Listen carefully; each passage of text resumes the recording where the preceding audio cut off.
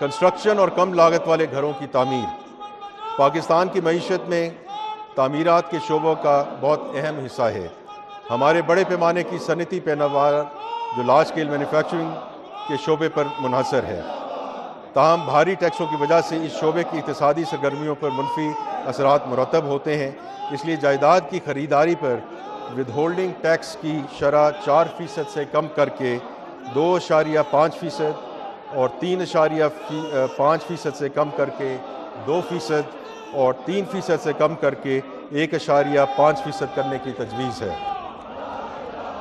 Construction کے شعبے کو کمرشل جائیدادوں، پلاٹس اور گھروں کی منتقلی پر گزشتہ سال عائد کی جانے والی 7% تک فیڈرل ایکسائز ڈیوٹی ختم کرنے کی بھی تجویز ہے۔ اس کے ساتھ ساتھ کم لاگت کے گھروں کی تعمیر کے لیے قرض فراہم کرنے اور مورگیج فنانسنگ کی حوصلہ افزائی کے لیے 10 مرلے تک کے گھروں اور 2000 اسکوائر فٹ تک کے فلیٹس پر ٹیکس کریڈٹ متعارف کرایا جا رہا ہے۔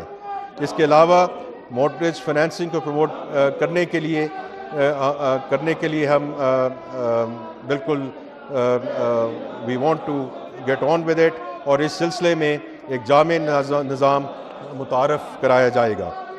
مزید برآں اسلام آباد کی حدود میں جائیداد کی خریداری پر اسٹیمپ پیپر ڈیوٹی 4% سے کم کر کے 1% کرنے کی تجویز ہے تاکہ گھروں کی کمی کو پورا کیا جا سکے۔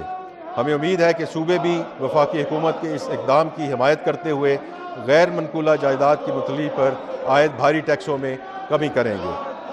یہ امید کی جا سکتی ہے کہ ان اقدامات کی وجہ سے ہاؤسنگ سیکٹر میں تیزی آئے گی اور یہ شعبہ معیشت کی ترقی میں اپنا کردار ادا کر سکے گا۔ ہاریزونٹل ایکوٹی کا فروغ۔ حکومت ٹیکس کے نظام میں مساوات کو بہتر بنانے کے لیے کئی اقدامات متعارف کرا رہی ہے۔